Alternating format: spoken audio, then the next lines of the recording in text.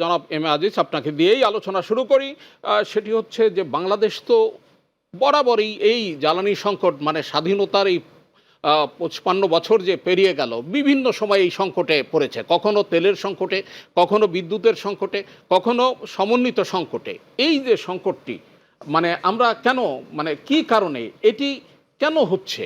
দেখেন, জ্বালানি সংকটে সেই আওয়ামী লীগের সময় থেকে এই জ্বালানি সংকট নিরসনের জন্য স্থায়ী কোনো পদক্ষেপ নেওয়া হয়নি।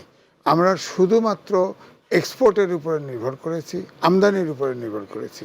ধরেন আপনার, যেমন ধরেন আপনার যে আমাদের যে জ্বালানি লাগে এটার প্রায় 95% আমরা ইম্পোর্ট করি। তারপরে দেখেন কয়েকটা জিনিস আপনারা দেখেন যে আমরা এলএনজি টার্মিনাল করলাম মাতারবাড়িতে, সেটা একটা ইউনিট বন্ধ হয়ে গেল। সেটা চালু করা হলেও মানে 1/4 ক্যাপাসিটি চালু হলো। তারপরে আমাদের আওয়ামী লীগের সময়, ফেসিবাদের সময় আদানির সাথে চুক্তি করা হয়েছিল। আদানি অনেক বকায় পড়ে গেছে। আদানি একটা ইউনিট অচলের নামে আদানির কিন্তু সাপ্লাই বন্ধ করে দিয়েছে। আবার আমাদের দিনাজপুরে যে ইয়ে আছে আপনার মধ্যপাড়া প্রকল্প, সেটারও একটা ইউনিট বন্ধ হয়ে গেছে। তারপরে ধরেন কুইক রেন্টাল আছে কয়েকটা, যেখানে প্রায় 4,000 কোটি টাকা মাসে ভর্তুকি দেওয়া হয়। এই কুইক রেন্টালে কেউ হাত দেয় না। এটা শুধুমাত্র কিছু লোককে বড় লোক বানানোর জন্য এই কুইক রেন্টাল করা হয়েছে। তো এখন যে অবস্থায় পড়েছে, সাথে যুক্ত হয়েছে মধ্যপ্রাচ্যের আপনার যুদ্ধ ধরেন আমেরিকা ইরান যুদ্ধ। এই যুদ্ধতে সুয়েজ ক্যানাল বন্ধ, যার ফলে জ্বালানি আসতে পারতেছে না, সব পুরো স্ট্যান্ড স্টিল।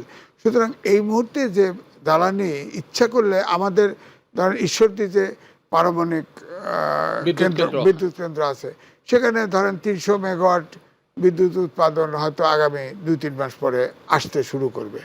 তাতে তো আমাদের যে ডিমান্ড, চাহিদার কিছু হচ্ছে না। কিন্তু এখন যে অবস্থাটা হয়ে গেছে, জীবনটা দুর্বিষহ হয়ে গেছে।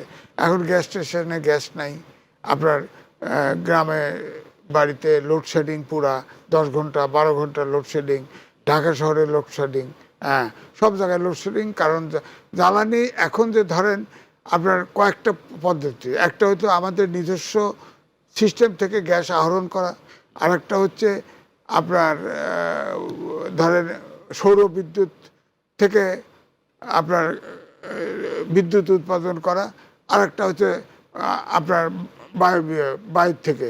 তো এখন তো একমাত্র কুইকলি যেটা করা যায় সেটা সৌর বিদ্যুৎ। তারপরেও তো এটার 5-6 মাস সময় লাগবে। কারণ চীনের সাথে আমাদের সম্পর্ক হয়েছে, চীন তো এ ব্যাপারে খুব এক্সপার্ট। চীনে হয়তো অল্প পয়সায় অল্প খরচে আইনে আপনার ট্যাক্সবিহীনভাবে সমান এই সমস্যা মেটানোর জন্য দিলেন। তারপরেও তো 4 মাস পর ইনস্টলেশন সহ 4-5 মাস লাগে। তো এই জন্য আমার কাছে মনে হচ্ছে জ্বালানি হচ্ছে জীবন এবং জীবিকার লাইফলাইন। জ্বালানি নাই কোনো কিছু, সব কিছু অচল। এখন দেশের অবস্থা যে হয়েছে, ইন্ডাস্ট্রি ধরেন 40% ইন্ডাস্ট্রি একদম বন্ধই হয়ে গেছে, চলছেই না। প্রত্যেকটা ইন্ডাস্ট্রি এখন কিন্তু সময় কমায় দিছে। হ্যাঁ, কাজে আবার দেখেন দোকানপাট ঢাকা শহরে সব 8টার ভিতরে বন্ধ করতে বলছে, বিকজ অফ জ্বালানি। সুতরাং এই জ্বালানি সংকট যদি নিরসন করতে হয়, এটা আমি বলবো আপনার আওয়ামী লীগের সময় তৈরি, তারপর অন্তর্বর্তীকালীন সরকারের তৈরি, এখন এটা এই সরকারের ঘাড়ে পড়ছে। কিন্তু জনাব এম এ আজিজ, আপনি একটা বিষয় তো স্বীকার করবেন যে ম্যানেজমেন্ট একটা কিন্তু খুবই গুরুত্বপূর্ণ বিষয়। মানুষ কিন্তু এখন মুখে মুখে বলে যে এই 6 মাস আগে অন্তর্বর্তীকালীন সরকারের সময়ও কিন্তু বিদ্যুতের এত দুরবস্থা ছিল না, বা গ্যাসের এত সংকট ছিল না। এখন কেন হঠাৎ করে এটি এত বড় আকারে আসলো? না, এত হলো যে ধরেন আগে মধ্যপ্রাচ্যের যুদ্ধটা ছিল না, 2 আদানির সরবরাহ চালু ছিল, 2 আমাদের মাতারবাড়ির যে ওটার সরবরাহ চালু ছিল, দিনাজপুরের ওটা চালু ছিল, সবই তো চালু ছিল, কম বেশি চালু। তবুও লোডশেডিং ছিল, গ্রামের বাড়িতে ছিল, কিন্তু এত ভয়াবহ অবস্থা ছিল না। মানুষ এখন বলতে শুরু করেছে যে বিদ্যুৎ আসে নাকি বিদ্যুৎ যায়। হ্যাঁ, ওটা একসময় হাসিনার আমলেও বলছে। অর্থাৎ আমরা পুরোপুরি বিদ্যুৎ নিয়ে আমার মনে হয় সবাই ব্যবসা করছে, বিদ্যুৎকে স্থায়ী সমস্যার সমাধান দেওয়ার জন্য পদক্ষেপ নেই। এখন এই সরকারের সময় যেটা আমি বললাম, অনেকগুলো স্কোপ আছে, কিন্তু এটা তো কমপক্ষে 5-6 মাসের প্রজেক্ট, দ্রুত হওয়ার সম্ভাবনা কিন্তু দেখছি না। জ্বালানি মন্ত্রী সিপিডির সেমিনারে তিনি অলমোস্ট অসহায়ত্বের মতো বলছেন যে ধৈর্য ধারণ করা ছাড়া মানুষ তো এই কথা মানে এটা কি শুনতে চায় মানুষ? না, জ্বালানি সংকট যদি হয় ধৈর্য ধারণের কোনো উপায় নাই। জ্বালানিতে মার্কেট হু হু করে বেড়ে যাচ্ছে, ট্রান্সপোর্টের খরচ বেড়ে যাচ্ছে, সব কিছু এখন জীবনযাত্রার উপর তো সব হ্যাঁ। সব সব এখন আপনার 80 টাকার নিচে কোনো 100 টাকার নিচে কোনো ভেজিটেবল নাই। এখন ধরেন মরিচের দাম 400 টাকা কেজি হয়ে গেছিল, ভারত থেকে কিছু আসার পরে দাম এখন একটু কমছে। তো সুতরাং জ্বালানি সংকট এটা দূর করতে হবে, যেভাবে হোক, ইম্পোর্ট করে হোক, যাই হোক। যেমন ধরেন তারেক রহমান এখন ভারতে যাওয়ার কথা, ধরেন যায় কি যায় না, যদি আন্ডারস্ট্যান্ডিং হয় তাহলে ভারত কিন্তু বলছে যে তাদের পাইপলাইন তো করাই আছে, তারা কিছু ডিজেল সাপ্লাই দিবে যদি ধরেন। কিন্তু ওটা তো আবার আপনার ইয়ার ব্যাপার যে ভিজিটে যায় কিনা, একবার ভিজিট দুইটা, একটা হলো ব্রিক্সের সভাপতিত্ব করার জন্য গেছে, আর একটা হলো রাষ্ট্রীয় সফরে। হয়তো আমার ধারণা রাষ্ট্রীয় সফরে যেতে পারবে, কিন্তু অনেকগুলো শর্ত সাপেক্ষে।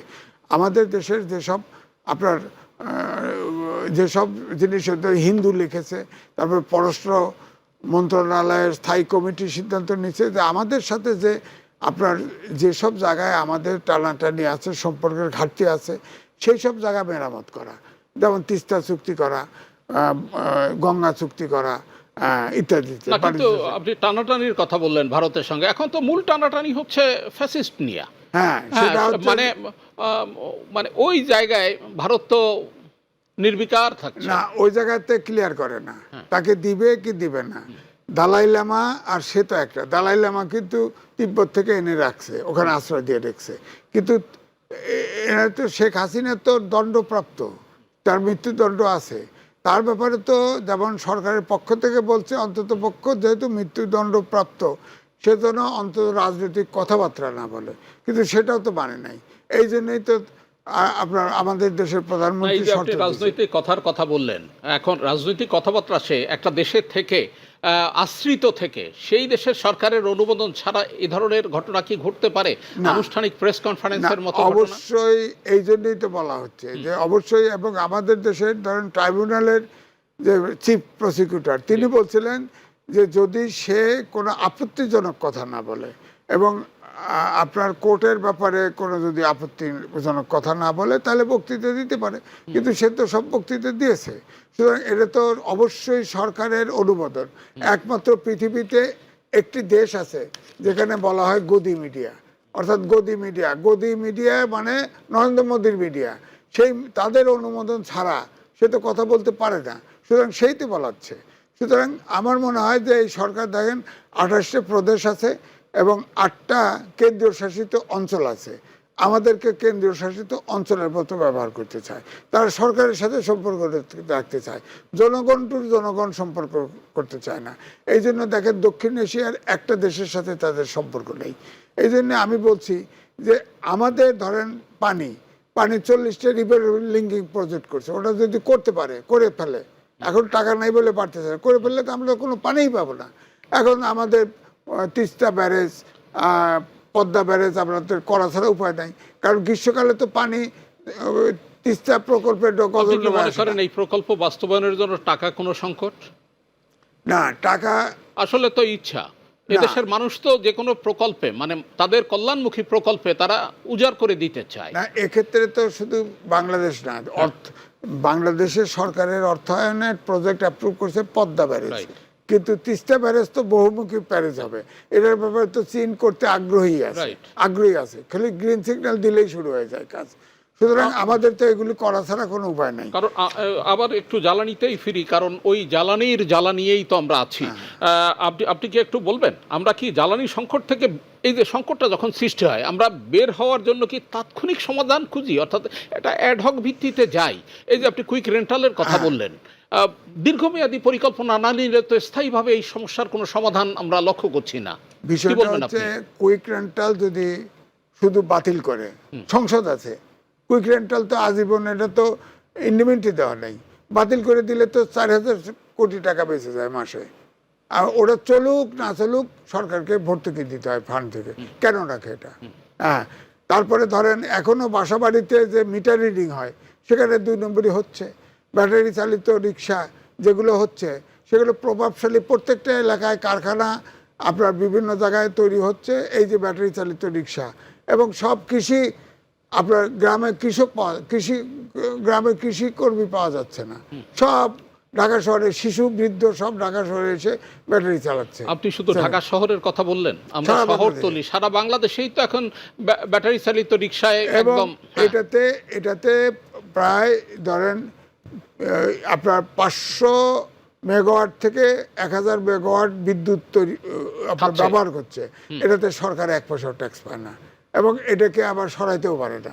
এবং তাদের আচরণটা দেখেন, সবাই ব্যাটারি চালিত রিক্সাকে সাইড দিতে হয়, বড় গাড়িও দেয় ছোট গাড়িও দেয়, ও কাউকে সাইড দেয় না, ধুমধাম করে চলে। কিন্তু একটা কঠিন সিদ্ধান্ত তো নিতে হবে। আমরা তো কিন্তু ক্যান্টনমেন্ট এরিয়াতে, কিংবা আমরা যদি বলি এই যে আমরা হাতিরঝিল যে এলাকায় আমাদের অফিস, এই হাতিরঝিলে কিন্তু ব্যাটারি চালিত রিক্সা চলে না। হ্যাঁ, কেন চলে না? এখানে কেন চলে না? অন্যত্র কেন এত বেশি চলে? না, কি পদক্ষেপ নেওয়া দরকার? এটা হচ্ছে যে এমন মাস স্কেলে রাস্তায় ছেড়ে দিয়েছে, বিশেষ করে অন্তর্বর্তীকালীন সরকারের সময় এটা এমন ভাবে দিয়েছে, এটা একটা বিস্ফোরক তৈরি করে গেছে, বিস্ফোরক তৈরি করছে। এটাকে সরানো যায় না, ধরাও যায় না। আর এটার ভিতরে ধরেন পুলিশ আপনার প্রভাবশালী, ধরেন কত বনশ্রীতে কোনো কারখানায় তৈরি হচ্ছে, সেখানে ওখানকার প্রভাবশালী রাজনৈতিক ছত্রছায়া তৈরি করতেছে। শুধু তাদেরকে যদি টেম করা হয়, ধরা হয়, তাদের যে ধরেন ইলেকট্রিক লাইন যে চার্জ দেওয়া হয়, এগুলো ধরলেই কিন্তু এটাকে আপনার কমায় ফেলতে পারে। কিন্তু সে তো রাজনৈতিক সদিচ্ছ লাগবে, কারণ দেখা যাবে যে তারা সরকার পরিবর্তন হয় কিন্তু তাদের তো পরিবর্তন হয় না, আর এক গ্রুপ যায় আর এক গ্রুপ স্থলাভিষিক্ত হয়। সুতরাং আমি বলবো যে বিদ্যুতের মানে সর্বাঙ্গে ঘাম মলম লাগাবেন কোথায়? বিদ্যুৎ কিন্তু নানাভাবে অপচয় হচ্ছে না। কিন্তু মানুষকে ধৈর্য ধরার আহ্বান, কিংবা সর্বাঙ্গে ব্যথা, ওষুধ দেব কোথা, এইসব বুলিয়ে উড়িয়ে তো মানুষকে শান্ত রাখা যাবে না। মানুষ তো এখন নিরুপায় হয়ে যাচ্ছে যে পর্যায়ে গেছে। আমি তো বলছি যে জ্বালানি ছাড়া বাঁচা মানুষের জীবন ধারণ সম্ভব না। জীবন এবং জীবিকা সবটাই, ধর কৃষি আমাদের করোনাকালেও বাঁচাইছে, সে কৃষিতে তো সেচ দিতে পারবে না, সেখানে জ্বালানি না থাকলে, বিদ্যুৎ না থাকলে একমাত্র প্রবাসীদের টাকা পাঠানো ছাড়া আর তো কোনো জায়গায় সচল নাই। সেটাও তো এখন প্রতিযোগিতার মুখে পড়ে গেছে। তো এই জন্য এখনো মালয়েশিয়ার বন্ধ দরজা খোলে নাই। এটা হলো যে আগে যে র্যাকেটিয়ার ছিল ওই গ্রুপটা আবার সক্রিয় হয়েছে, কোনো না কোনো ভাবে সক্রিয় হয়েছে। এখন কোনো কুইক রেন্টালের মতো কিছু দিয়ে বকশিস দিয়ে করছে কিনা, এটা তো শুরুটা তো হয়েছিল যে সিন্ডিকেটকে, যারা সিন্ডিকেটে ছিল তাদের বাদ দিয়ে মালয়েশিয়ায় কর্মী পাঠাবে। এই সিন্ডিকেটগুলোর থেকে এখন সক্রিয়, তাহলে কি করবেন বলেন? তো সরকারের উদ্দেশ্যে আপনার এই ইস্যুতে পরামর্শটা কি? না, সেটা হচ্ছে যে সরকার এখন মুশকিল হচ্ছে যে সরকারি তরফ থেকে যদি লোক পাঠায়, সরকারের ওখানেও ঘুষ খাবে, আবার সিন্ডিকেটকে বাদ দিতে পারতেছে না। মালয়েশিয়াও আছে, বাংলাদেশও, দুটো মিলেই তো সিন্ডিকেট। তাহলে মালয়েশিয়ার সরকারকে বলুক যে ওই সিন্ডিকেটকে তোমরা বাদ দাও, আমাদের সিন্ডিকেটে আমরা বাদ দিই। এটা করুন, এটা স্ট্রিক্ট করতে হবে, রাজনৈতিক কমিটমেন্ট লাগবে, তাছাড়া তো এটার থেকে বেরোনো যাবে না। আপনি রাজনৈতিক কমিটমেন্টের কথা বলছেন, জ্বালানি সংকট নিরসনেও তো রাজনৈতিক কমিটমেন্টের কোনো বিকল্প নাই। শুধু মালয়েশিয়ায় জনশক্তি পাঠানোর কমিটমেন্ট সেটা না, এই যে রাজনৈতিক সংকট, আপনি এই যে ব্যাটারি চালিত রিক্সা, এর বিষয়ে তো একটা সুনির্দিষ্ট একটা পদক্ষেপ লাগবে। প্রতিদিন হাজার হাজার রিক্সা জন্ম নিচ্ছে, প্রতিদিন হাজার হাজার রিক্সা রাজপথে নেমে যাচ্ছে, দুর্ঘটনা, জীবনের গতি কমে যাচ্ছে একের পর এক। হ্যাঁ, তা ঠিক, কারণ এই ব্যাটারি চালিত রিক্সা যদি আরো এটা তাই, তাহলে দেখবেন কৃষিকাজ বন্ধ হয়ে যাবে, কৃষিকাজে কোন শ্রমিক পাবে না। এখনই তো কৃষিকাজের জন্য সব ঢাকা শহরে চলে আসে এবং গ্রামেও চলতেছে, রাস্তা যেখানে একটু আধা পাকা আছে সেখানে চলতেছে। 1 লাখ টাকা খরচ করে একটা ব্যাটারি চালিত রিক্সা যদি নেওয়া যায়, এই ব্যাটারি চালিত রিক্সা দিয়ে সে প্রতিদিন 800-1000 টাকা ইনকাম করে। এই যে প্র্যাকটিস, এই ব্যাটারি চালিত রিক্সা 98% যে রিক্সা চালায় সে মালিক না, সে ওখান থেকে ভাড়া নেয়, টিকিট টোকেন নেয়, টোকেন দিয়ে সে চালায়। হ্যাঁ, এটার কোনো লাইসেন্স নাই, কিছু নাই, অথচ ইলেকট্রিসিটি র্যান্ডমলি ব্যবহার করতেছে। এবং ব্যাটারি যখন নষ্ট হয়, চার্জ দেওয়ার পরে ওটাকে ফেলে দেওয়ার পরে এটা জনস্বাস্থ্যের জন্য হুমকি। সুতরাং এটা তো বন্ধ করতে হবে। আর বিশ্বায়নের যুগে রাজধানী কিন্তু ছোট দেশ হোক, রাজধানী কিন্তু শুধু একার না, বিশ্বের সকল জনগোষ্ঠীর রাজধানী। সুতরাং এটা কিন্তু বায়ু দূষণে বাংলাদেশ দেখেন, বাংলাদেশ 1 নম্বর হয়, আর সিটি বসবাসকারী হিসেবে 1 থেকে 3 নম্বর হয় সব সময়। সুতরাং এটাকে আপনার ধরেন, আমি বাইরে গেছি তো, ধরেন সৌদি আরব প্রায় 100% খাদ্যপণ্য ইম্পোর্ট করে, কিন্তু তাদের একটা খাদ্যে কোনো ভেজাল নাই। আর আমরা তো সবসময় বিষ খাচ্ছি। এই জন্য আমরা ভেজালেই আমাদের বসবাস। এখন এই যে ব্যাটারি চালিত রিক্সা, একটা পদক্ষেপ তো সরকার কঠোরভাবে নিতে পারে, সেটা হচ্ছে মূল সড়কটা যদি এই রিক্সার বাইরে নিয়ে যায়, সেই ক্ষেত্রেই কিন্তু অলিগলিতে চলবে, বাট মূল সড়কে চলবে না, এরকম একটা পদক্ষেপ কি নেওয়া যায় না? না, নিতে পারে, কিন্তু আপনি একটা ব্যাটারি চালিত রিক্সার সাথে কথা বলে দেখেন, ওকে সাইড না দিয়ে দেখেন, দেখবেন সে মারমুখী। ও তো ট্রাফিক পুলিশকে, ট্রাফিক সার্জেন্টকেই মানে না। তো এখন আপনি যদি এইটা করতে যান, তাহলে রক্তক্ষয়ী সংঘর্ষ হবে। জি, অন্তর্বর্তী সরকারের সময় একবার স্টেপ নিয়েছিল, পারে নাই, ছেড়ে দিয়ে আর পারে নাই। ওইটা অন্তর্বর্তীকালীন সরকার, আর এটা তো পলিটিক্যাল সরকার। আমার মনে হয় যে পলিটিক্যাল সরকারকে এই ধরনের একটা কঠোর সিদ্ধান্তে বানাইতেছে কারা? জি, ঠিক আছে, রাজনৈতিক সত্য ছড়াইতে বানান। মাসুদ কামাল, আছে জ্বালানির জ্বালা কতদিন আপনি বলবেন? এটা আসলে কতদিন, এটা মনে হয় আমাদের মন্ত্রী সাহেব বলতে পারবেন না। এটা বলার জন্য তো ওনাকে বেতন টেতন দেওয়া হয়, তাই না? সঠিক। বেতনভুক্ত ব্যক্তি বলতে পারবে না, আর আমরা তো অবৈতনিক ব্যক্তি। উনি বলছেন ধৈর্য ধরতে হবে, তাহলে আমরা ধৈর্য ধরবো, কি আর করা যাবে? শুনেন, মূল ঘটনাটা হলো কি, আপনি অনেককে দোষ দিতে পারেন, এর দোষ, ওই দোষ, 15 বছরের দোষ, 1.5 বছরের দোষ দিতে পারেন, আপনার কোনো সমস্যা নেই। বাট প্রবলেমটা হয়তো আপনি যেগুলো দিচ্ছেন ঠিকই আছে, আমি ওটাও মানতে রাজি আছি, কিন্তু সমস্যাটা কোথায় জানেন? সমস্যাটা হলো এই যে যাদের আপনি দোষ দিচ্ছেন, তারা কি করছে না করছে এটা জেনে বুঝেই তো আপনারা ভোট চেয়েছেন। আপনি যখন নির্বাচনের সময় ভোটটা চেয়েছেন মানুষের কাছে, তখন কি আপনি জানতেন না যে ওই চেয়ারে গেলে আপনাকে কি কি দায়িত্ব পালন করতে হবে? যদি আপনি দায়িত্ব পালন করতে চান, তাহলে তো আপনি জেনেই দায়িত্ব পালন করতে পারছেন। আর যদি আপনি মনে করেন আগেই যে আমি কোনোভাবে ওই চেয়ারে গেলে পরে আমি ব্যক্তিগত লাভবান হব, জনগণের জন্য আমার কোনো মাথা ব্যথা নাই, তাহলে তো আপনার সঙ্গে আলোচনা করে কোনো লাভ নাই। আপনি তো জানতেন যে মানে আপনার আওয়ামী লীগ সরকার কি রেখে গেছে, আপনি জানতেন যে লুটপাট অন্তর্বর্তীকালীন সরকারই বা কতটুকু করছে, জেনেই আপনি আসছেন। এখন এই গান গালে তো হবে না রে ভাই। এখন সর্বাঙ্গে ব্যথা আর ধৈর্য ধরার পরামর্শ, মানুষ তো এটা শুনতে চায় না। এখন ওনার কিছু করার নাই, আমি নিজেও বুঝি, কারণ এই শেষ মুহূর্তে করার নাই। কিন্তু গত 6 মাসে উনি কি করছেন? উনি কি জানতেন না যে 6 মাস পরে অবস্থা কি দাঁড়াবে? এতটুকু যদি ওনার জ্ঞান না থাকে যে 6 মাস পরে কি ঘটবে, সেন আপনি যে কোনো বাড়ির একজন গৃহিণীকে জিজ্ঞাসা করেন যে আপনার এই মাসের 10 তারিখ থেকে আপনার সংসারে কি অবস্থা হবে, সে তাও জানে। আজকে 1 তারিখ, 10 তারিখে তার কি অবস্থা হবে সে জানে, এবং এই জন্য সে 10 তারিখ পর্যন্ত অথবা 15 তারিখ পর্যন্ত ওই চাল ডাল নিত্য প্রয়োজনীয় দ্রব্য ওইগুলি সংরক্ষণ করে। বলে কি যে মাস টাইম পারবো না সংরক্ষণ করতে, সবজি পারবো না, কিন্তু আর যদি নাও থাকে ডাল ভাত তো দিতে পারবো। উনি কিন্তু মাথা মাঝে এরকম একটা প্ল্যান রাখে, ওনার একটা প্ল্যান আছে। উনি মন্ত্রী সাহেব, ওনার প্ল্যান নাই। উনি তো যে ভদ্রমহিলার একটা ফ্যামিলির দায়িত্ব নেয়, সে ওই দায়িত্বটা পালন করে। উনি সারা দেশের দায়িত্ব তো চেয়ে নিয়েছেন। আমরা তো ওনাকে হাতে বেড়ে ধরে মন্ত্রী বানাই নাই। আমি তো বলছি যে প্লিজ আমাদের মন্ত্রিত্ব গ্রহণ করে আমাদের ধন্য করেন, তা কি বলছি? বলি নাই। উনি হাতে বেড়ে ধরে বলছেন যে আমারে বানান, আমি কাম করে দেবো। উনি এমন কাম করতেছেন যে বিএনপি টের পাচ্ছে।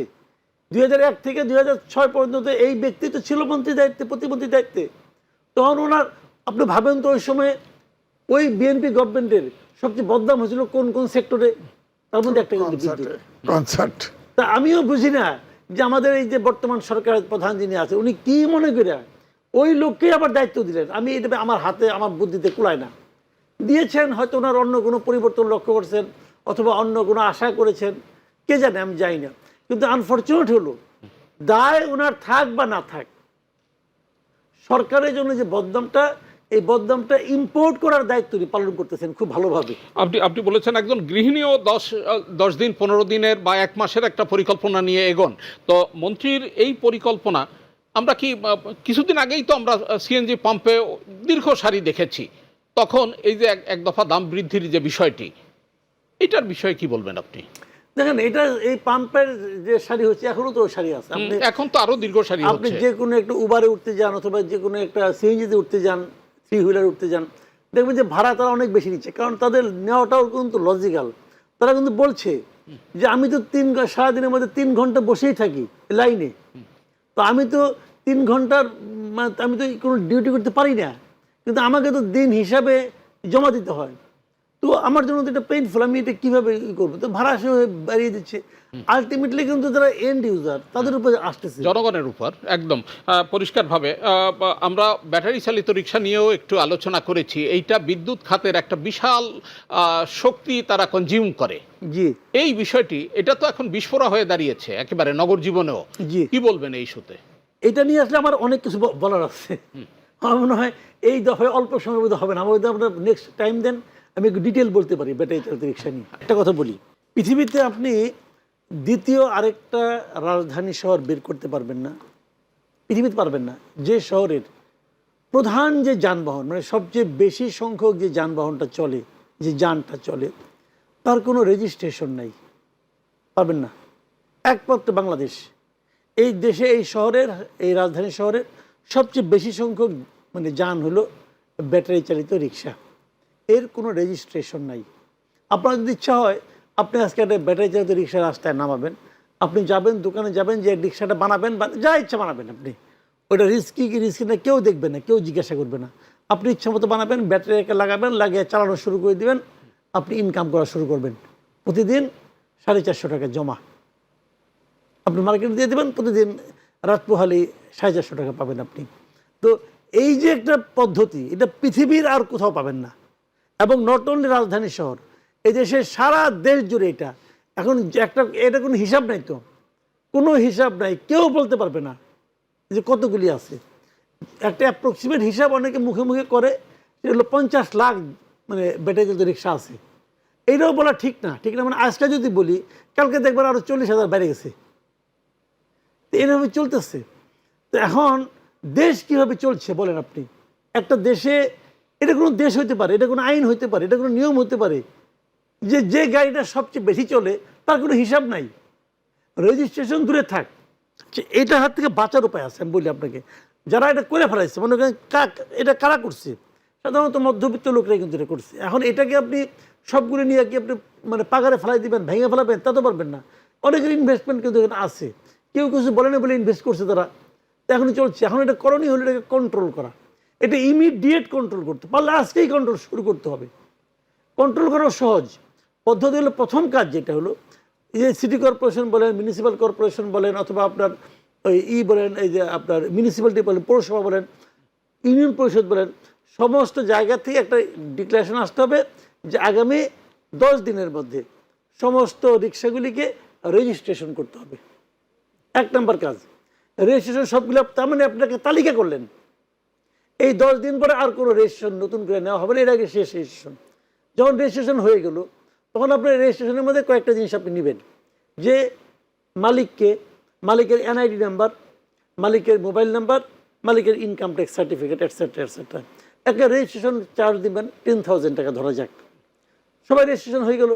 হয়ে যাওয়ার পর প্রত্যেকের রিক্সার পেছনে ম্যান্ডেটরি ওই জিনিসটা লিখতে হবে, মালিকের নাম, এনআইডি নাম্বার এবং তার মোবাইল নাম্বার, প্রত্যেকের রিক্সার পেছনে এটা লিখতে হবে, এবং সেই সঙ্গে রেজিস্ট্রেশন নাম্বার দৃশ্যমান করে লিখতে হবে। হ্যাঁ, দৃশ্যমান লিখতে হবে। 2 নম্বর কাজ হলো, সমস্ত রিক্সাকে আপনি কালার করে দেন, মানে পুরো রিক্সাটা একটা কালার হবে। কিছু হবে লাল কালার, কিছু হবে সবুজ কালার। 2 কালারের বাইরে আর কোনো রিক্সা থাকবে না, যেন দূরের থেকে দেখা যায় এটা কী কালার। এটা করে দেবেন এই কারণে যে যেদিন লাল কালারের রিক্সা চলবে ওই দিন সবুজ কালার চলবে না। তাহলে মাসের 1 তারিখে চলবে লাল কালারের রিক্সা, 2 তারিখে চলবে সবুজ কালার, 3 তারিখে আবার লাল কালার, আবার সবুজ কালার। এইভাবে অল্টারনেট ডেতে তারা চলতে থাকবে। এতে লাভ যেটা হবে, কালার করার সঙ্গে সঙ্গে রাস্তায় রিক্সা কিন্তু অর্ধেক হয়ে যাবে, বাকি অর্ধেক ঘরে থাকবে, অর্ধেক হয়ে যাবে। যখন আপনি রেজিস্ট্রেশনটা দিবেন, তখন আপনাকে বলতে হবে এই রিক্সা তোমার কোনো না কোনো গ্যারেজে রাখতে হবে। সেই গ্যারেজে আলাদা মিটার থাকবে রিক্সা চার্জ করার জন্য, সেটাও আপনি রিক্সার রেজিস্ট্রেশনের সঙ্গে লিখে দেবেন যেটা কোন মিটার থেকে চার্জ হচ্ছে। মানে আমি বলতে চাচ্ছি কি, পুরো জিনিসটা আপনাকে সিস্টেমে আগে নিয়ে আসেন, তারপরে আপনি প্রতিটা রিক্সাতে প্রতি মাসে একটা চার্জ দেন। কি এই যে প্রধান সড়কগুলোতে চলাচল, এটা কোনোভাবেই কি ভাই হ্যাঁ, আগে রিক্সা একটা তালিকা করেন, আপনি তো তালিকাই করতে পারতেছেন না। রাইট, আপনি তো জানেন না কতগুলি রিক্সা আছে, ওইটাকে জানেন। জানার পর আপনি যুদ্ধে নামবেন, আপনি জানেন আপনার প্রতিপক্ষের সৈন্য কত, ওইটাকে জানেন, তার কি অস্ত্র আছে এটা জানেন। অসংখ্য ধন্যবাদ এম এ আজিজ। এই পরিকল্পনা কি বলবেন? না দেখেন, আমরা কিন্তু জ্বালানি সংকট নিয়ে আছি এবং জ্বালানি সংকটের একটি অন্যতম প্রধান অংশ। কারণ হচ্ছে এই ব্যাটারি চালিত কিন্তু রিকশা। আমার কাছে হচ্ছে কি জানেন, রাজনৈতিক আশ্রয় প্রশ্রয় এবং পুলিশের নেক্সাসের মাধ্যমে এই যে কোনো জায়গায়, কারখানায় বা যে কোনো গলি গলিতে এই রিক্সা তৈরি হচ্ছে এবং এটার ফিটনেস আছে কি না, এটা চলবে কি না, এইসব কিছু দেখা হচ্ছে না। সুতরাং আমি যেটা আগেও বলেছি, রাজনৈতিক কমিটমেন্ট যদি থাকে, যারা এটা বানাচ্ছে এবং এটা 98% মালিক কিন্তু রিক্সাওয়ালা না, সব ওদের কাছ থেকে নেয়, ভাড়া নেয়, ওই টোকেন দেয়, ওই ভাড়ার টোকেন দেয়, দিয়ে চালায়। তা আপনার রেজিস্ট্রেশন যেমন দরকার, এই যে যারা এটা তৈরি করে, অন্যায়ভাবে তৈরি করে এবং তারা যে আপনার বিদ্যুৎ ব্যবহার করে, এই ব্যবহার এইটার উপরে যদি ক্র্যাকডাউন করেন, তাহলে কিন্তু ওরা দুর্বল হয়ে পড়বে। তারপরে আপনি এই যে মাসুদ ভাই, কামাল ভাই বললো, এই সিস্টেমে যাইতে পারেন, কিন্তু আলাদাভাবে যখনই এইটা করবেন সবগুলো নামাই দিবে। ওই যে যারা ওই যে রাজনৈতিক আশ্রয় প্রশ্রয় আছে, ওরা সব রাস্তায় নামাই দিবে যে তোরা মিছিল কর, মিছিল আটকা, ধমক, অমুক কর, শহর অচল করে। ক্ষমতায় তো এখন রাজনৈতিক সরকার, মিছিলে ভয় করলে তার চলবে? তার তো নিজস্বই একটা বড় কর্মী বাহিনী আছে। তা ঠিক আছে, তার সঙ্গে তো প্রশাসনের লোকজন আছেই। তা ঠিক আছে, কিন্তু তারপরেও এটা তো একটা ধরেন, আপনি রাজনৈতিক সদিচ্ছার কথা বলছিলেন, হ্যাঁ, সেই বিষয়টি যদি সুনিশ্চিত করা হয়, সেই ক্ষেত্রে সুনিশ্চিত করা হলে তো প্রথম থেকে জ্বালানি সংকটই হয় না আমার ধারণা। কারণ 6 মাস সরকারে আছে, এর আগে পরিকল্পনা করলো না কেন? পরিকল্পনা করলে যদি হতো, এখন ধরেন এই যে চীন থেকে যদি সব প্যানেল নিয়ে আসতো অল্প পয়সায়, ট্যাক্সবিহীনভাবে বিতরণ করে দিত, খালি চীনের যে পয়সা তাহলে দিয়ে দিল, ইতিমধ্যে তো বিদ্যুৎ ঘাটতি পূরণ হয়ে যেত। আর যেটা 1 ইউনিট মাথার বাড়ি 1 ইউনিট আপনার আদানির পয়সা বাকি বন্ধ করে, আদানি বন্ধ করে দেন, আদানি কিন্তু রেট হাই, বন্ধ করে দেন। আপনি আমাদের এখানে আপনি যেমন রূপপুরে আছে, ওটা কুইক চালু করেন। এখন ওখানে একটা বালিশ তুলতে 5,000 টাকা লাগছে, এই ভর্তুকি দিয়ে তো কাজ হবে না, ওটা চালু করতে হবে। এখন দিনাজপুরের একটা ইউনিট বন্ধ হয়েছে, এটা চালু করেন। তা আর আপাতত আপনাকে ইম্পোর্ট করতে হবে। কুইক রেন্টাল বন্ধ করে দেন, কুইক রেন্ট পার্লামেন্ট আছে, সিদ্ধান্ত নিয়ে বন্ধ করে দেন। কুইক রেন্টালে প্রতি মাসে 4,000 কোটি টাকা ভর্তুকি দিচ্ছে, কেন? চললেও ওটা পয়সা দিতে হয়, না চললেও পয়সা দিতে হয়, কেন? মাসুদ কামাল, সারা দেশে গ্যাস এবং সিএনজি সংকট, অন্যদিকে এই যে বিদ্যুৎ ঘাটতি, এটা মানে সমন্বিত একটা সংকট, উত্তরণের উপায় এই ইস্যুতে কি বলবেন?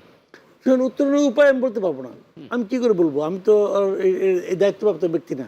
উত্তরণের উপায় ওনারাই ঠিক করবে।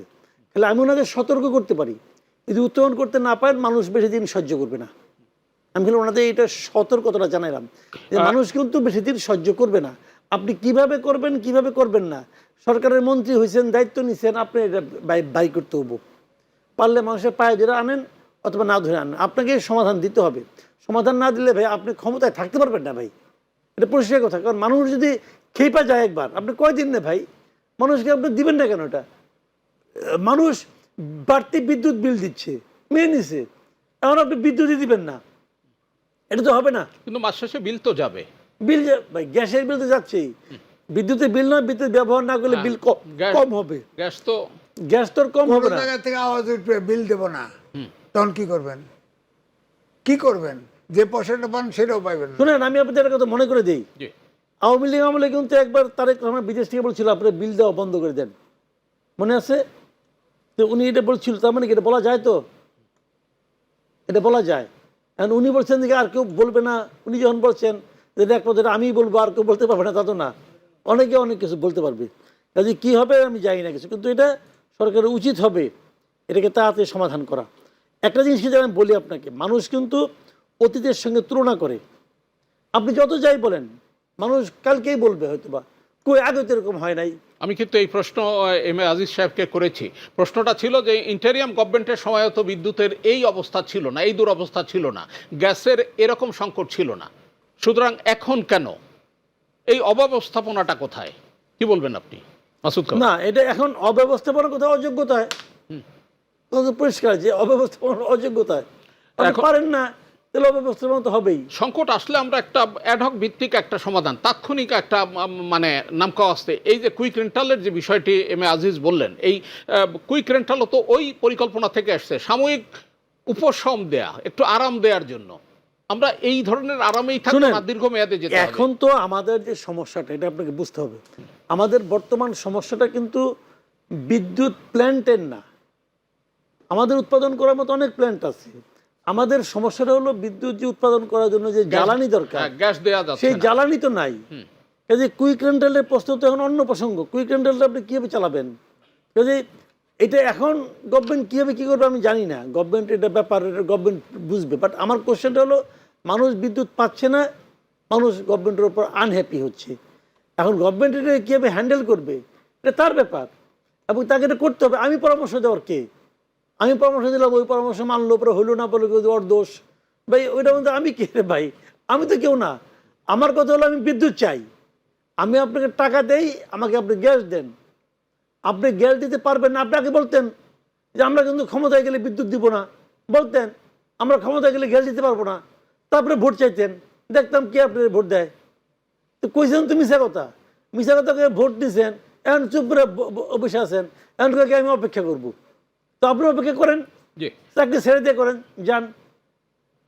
এম এ আজিজ, গ্যাস সরবরাহ কমে যাওয়ায় বিদ্যুৎ উৎপাদন ব্যাহত হচ্ছে, আবার বিদ্যুৎ না পাওয়ার কারণে সংকটে শিল্প কারখানা, পরিবহন খাতে নেতিবাচক প্রভাব। উপায়টা কি? কোনো উপায় আছে আপনার কাছে? না, উপায় তো ওই মাসুদ কামাল ভাইয়ের কথা বলতে হয়। আমি না, তো উনি ওনারটা plan- বলেছেন। হ্যাঁ, আমি বলতে চাচ্ছি যে সব সোর্স থেকে বিদ্যুৎ আনা যায়, কুইক রেন্টাল, এটা দায় মুক্তি দেওয়া আছে। আপনার সুপ্রিম কোর্ট যদি 7-এর ক 7-এর খ বাতিল করে দিতে পারে, তারপরে তত্ত্বাবধায়ক সরকার বহাল করতে পারে, গণভোট বহাল করতে পারে, এই কুইক রেন্টাল বাদ দিতে পারে না কেন? এদেরকে ভর্তুকি দিতে হবে কেন? আমি এই টাকাটা তো অন্য খাতেও ব্যবহার করতে পারি। হ্যাঁ, এটা বাতিল করতে হয়, এটার ভিতরে কি আছে এটা তো আমার বুঝতে হয়। এখানে তো মানুষ তো এটা বোঝার শেখে, মানুষ তো বুঝতে পারে। তো আমার কথা হচ্ছে যে আপনি 6 মাস আগে যদি আপনি চীনের কাছ থেকেও যদি কিনতেন, ধরেন সৌর বিদ্যুৎ জন্য প্যানেল করতেন, আনতেন। আর ধরেন স্বাধীনতার পরে ঢাকা শহরে আসছি, আমি তো দোতলা একতলার বেশি কোনো বিল্ডিং দেখি নেই। আপনার আগে ফার্মগেট পর্যন্ত শহর ছিল, এইতে রামপুরার এই ব্রিজ পর্যন্ত আসা যেত। আপনার প্ল্যান করেছেন, জায়গা নাই, রাস্তা নাই, 15 তলা 20 তলা বিল্ডিং দিচ্ছেন, গাড়ি সমানে লাইসেন্স দিচ্ছেন, চামড়া নাই, বাকলা নাই, ইন্ডিকেটর লাইট নাই, গাড়ি রাস্তায় নামাই দিচ্ছেন। তো এগুলো গ্যাস পোড়াচ্ছে না কেন? আপনার আনফিট গাড়ি, আবার শুনতেছি আরও 400 দোতলা গাড়ি ইলেকট্রিসিটি কেনা হচ্ছে, রাস্তায় নামায়। রাস্তার ধারণ ক্ষমতা কোথায়? ধারণ ক্ষমতা কোথায়? বাস দিলেই কি বাস চলবে? আগে গাজীপুরে আমার বোনের বাসায় গেছি, আমার সময় লাগছে 1 ঘন্টা 45 মিনিট, এখন লাগে 2.5 থেকে 3 ঘন্টা। তাহলে আপনার ম্যান আওয়ার কত নষ্ট হচ্ছে, তেল কত নষ্ট হচ্ছে, এগুলো হিসেব করবেন না। রাস্তা জ্যামজট, আমাদের যানজটের গতি হচ্ছে 5 কিলোমিটার অ্যাভারেজে, 5 কিলোমিটার। কত কী পরিমাণ তেল আপনি যদি এটার গতি বাড়ায় দিতে পারেন, তারপরে ধারণ ক্ষমতা অনুযায়ী তো ট্রান্সপোর্ট রাখবেন। ধরেন এই যে 15 তলা বিল্ডিং হয়েছে, গুলশান বনানী সব জায়গায় জ্যাম কেন? আপনি তাকে ধরেন যে তুমি তোমার সৌর বিদ্যুৎ প্যানেল বসাও, 1, 2 হলো তুমি 2-3 তলা ভাঙে গ্যারেজ বানাও, তোমার গাড়ি তোমার বিল্ডিংয়ে ঢুকাও, রাস্তায় গাড়ি রাখতে দেওয়া যাবে না। এটু করেন, তাহলে তো কিছুটা সহনীয় হয়। কিন্তু আমি তো এইটুকুই বলতে পারি, কিন্তু যারা এ ব্যাপারে বিশেষজ্ঞ তারা বলতে পারে। তবে জ্বালানি ক্রাইসিস মিট আপ করা একদিনে, 1 মাসে 2 মাসে সম্ভব না, কমপক্ষে 6 মাস লাগবে। একটা স্বল্পমেয়াদী পরিকল্পনাও তো লাগবে, একটা স্বল্পমেয়াদী, একটা দীর্ঘমেয়াদী পরিকল্পনা। স্বল্পমেয়াদী হলে আপনি কিনবেন, টাকা কোথায়? কিনবেন, কিনে বিক্রি করার লোক আছে, কিন্তু কিনবেন কোথায়? আর কিনবে কি? আপনার আমেরিকার সাথে চুক্তি করে রাখছেন, আপনি রাশিয়ার থেকে তেল কিনবেন, স্যাংশন খাবেন, অথবা সমস্যা হবে। আপনি এগ্রিমেন্ট করে রাখছেন না, ভারতের সাথে টানাফোড়ন, চীনের সাথে খাতির, আবার চীনের সাথে ভারতের ঠোকাঠুকি, আবার আমেরিকার সাথে চীনের ঠোকাঠুকি, এর ভিতরে তো আমরা আছি। হিসেব করতে হবে তো, পুরো গোলক ধাঁধার মধ্যেই পুরা যদি ফাঁদে পড়ে আছি। সুতরাং খুব সংকট উভয় সংকট না, ত্রিপক্ষী সংকট। মাসুদ কামাল, আমরা যদি মানে বাংলাদেশ একসময় প্রাকৃতিক যে গ্যাস, সেই গ্যাস নির্ভর শিল্প এবং বিদ্যুৎ উৎপাদনের মানে কেন্দ্রবিন্দুতে ছিল, কিন্তু এর মধ্য দিয়ে যে আমাদের উৎপাদিত গ্যাস শেষ হয়ে যাবে তার জন্য যে অনুসন্ধান, সেই বিষয়টি কিন্তু দীর্ঘদিন উপেক্ষিত রয়েছে। এই তো সেক্ষেত্রে কি আমরা বলতে পারি যে অতীতের কোনো নীতিগত ভুল সিদ্ধান্তই আজকের এই মানে কঠিন পরিস্থিতির জন্য দায়ী? আমি তা বলবো না। এটা জানেন কি, এটা হলো খুব একটা পপুলার কথা। যে কোনো সময়ই যখন কোনো ঝামেলা পড়ে তখন বলে কিন্তু এটা তো আমার দোষ না, এটা আগের থেকেই এই ধরনের ঝামেলা পাকাচ্ছিল, আগে তো এরা ক্ষমতায়ও ছিল। হ্যাঁ, ওই ঝামেলার কারণে আজকে আমাদের এই অবস্থা। এটা কমন একটা ফর্মুলা আর কি। তো এইটার সঙ্গে আমি মনে করি না ভাই আগের ঝামেলা আসলো, তো তুমি আগে বুঝো নাই, 6 মাস তো হয়ে গেছে, তখন বলো না কেন? শুরুতে বলো না কেন? শুরুতেই বলতা যে আমি কিন্তু এই ঝামেলা পাইছি। তুমি এসে এমন সময় বলতেছো যখন নাকি ঝামেলাতে পাবলিক হাবুডুবু খাচ্ছে। তো এইগুলি বলে ভাই লাভ নাই। এগুলি অজুহাত, সিম্পল অজুহাত। না পারলে পরে অনেক কিছু হয়। ওই ছোটোবেলায় আমাদের ওরকম হইতো, পরীক্ষা যখন রেজাল্ট খারাপ হইতো, বাপে যখন নাকি চর মারতো, তখন বলতাম যে এটা প্রশ্ন কমন পড়ায় নাই, স্যার এগুলি পড়ায় নাই, স্যার যেগুলি পড়ায় সিলেবাসে বাইরের থেকে প্রশ্ন করছে, সব আমরা বলতাম। তো এইগুলি কোনটা যে সিলেবাসের বাইরে তো আমরা জানি। পরীক্ষা ভালো হইলে আমার সমস্যা নাই, কিন্তু এখন কি বলবেন? তখন বাপে কইতাই তোর সিলেবাসের বাইরে থেকে আছে, তাহলে ও কেমনি পাইলো নাম্বার, আরেকজন দেখাই বলতো। তখন কি করবো? ও তো স্যারের কাছে প্রাইভেট পড়ে, এই জন্য পারে, বুঝছেন না? মানে অজুহাতের শেষ নাই। কিন্তু একদম বটম লাইনটা কি? বটম লাইন হলো ভাই আমি পারি নাই, এই হলো বটম লাইন। তো ওনারা যত কিছুই বলুক ভাই, বটম লাইন হলো আপনার দায়িত্ব দিয়েছিলাম, আপনি পারেন নাই, আর না পারার কি শাস্তি তার জন্য অপেক্ষা করেন। আমরা দেশ স্বাধীন হওয়ার পর থেকে জ্বালানি যে জীবন এবং জীবিকার মূল শক্তি, এইটা আমরা বুঝতে পারি নাই, লাইফ লাইন বুঝতে পারি নাই। বিশেষ করে শেখ হাসিনার আমলে এই যে ধরেন এলএনজি টেলএনজি যা কিছু সব টাকা কড়ি কামানোর জন্য এগুলি করা হয়েছে, সেই বোঝা এখন চাপছে। এখন তো দ্রুত জ্বালানি তো সমাধান করা সম্ভব না। যেমন ভোলায় বহু আগের থেকে শুনতেছি ভোলার গ্যাস উঠায় না, ভোলার গ্যাস উঠায় না। আমরা শুনি যে এইদিকে কক্সবাজারের দিকে কিছু ভারত নিয়ে যেতেছে, কিছু মায়ানমার তুলে নিয়ে যেতেছে, এগুলো নিয়ে যাচ্ছে পাইপলাইন দিয়ে নিয়ে যাচ্ছে, এগুলো শুনতেছি। কিন্তু আমার কথা হচ্ছে জ্বালানি তেল যে এই যে আমাদের যে কূপ খনন করা, সেটা তো প্রসেসটা করতে পারি নাই, করতেছি না। বাপেক্সকে আমরা পঙ্গু করে রেখেছিলাম। বাপেক্স হলো যতই বলেন, বাপেক্সে চুরি ধুরি হয় বটে, কিন্তু এটা তো ভাইবল প্রতিষ্ঠান, এটা তো প্রফিট করছে, তাই না? বাপেক্সকে না দিয়ে এখন প্রাইভেটে দিয়ে দিচ্ছে, তাহলে সংকট তো বাড়বে, কমবে বলে মনে হয় না। পুরো জ্বালানি খাতকেই প্রাইভেট নির্ভর করবার একটা পরিকল্পনার কথাও বলা হচ্ছে সরকারের পক্ষ থেকে।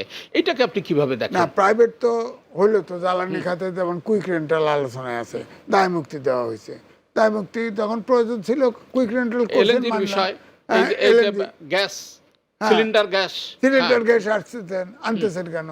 আপনি বিকল্প করেন, প্রচেষ্টা করেন। আমার কথা হচ্ছে সরকারের পক্ষ থেকে মানুষ বিশ্বাস করে, বিশ্বাসযোগ্য কথা বলেন, তাহলে ধরতে।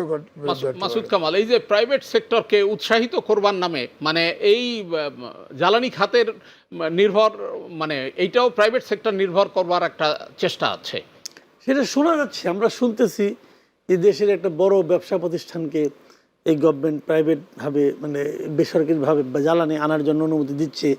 এবং এটাও শুনছি যে এটাকে দ্রুত করার জন্যই এই একটা ক্রাইসিস ক্রিয়েট করা হয়েছে। এটা শুনতেছি, এগুলি সত্য মিথ্যে বলতে পারবো না। মন্ত্রী তো বলছে না আমরা তো একটা কোম্পানিকে দিইনি, আমরা সবাই জন্য প্রাইভেট করছি।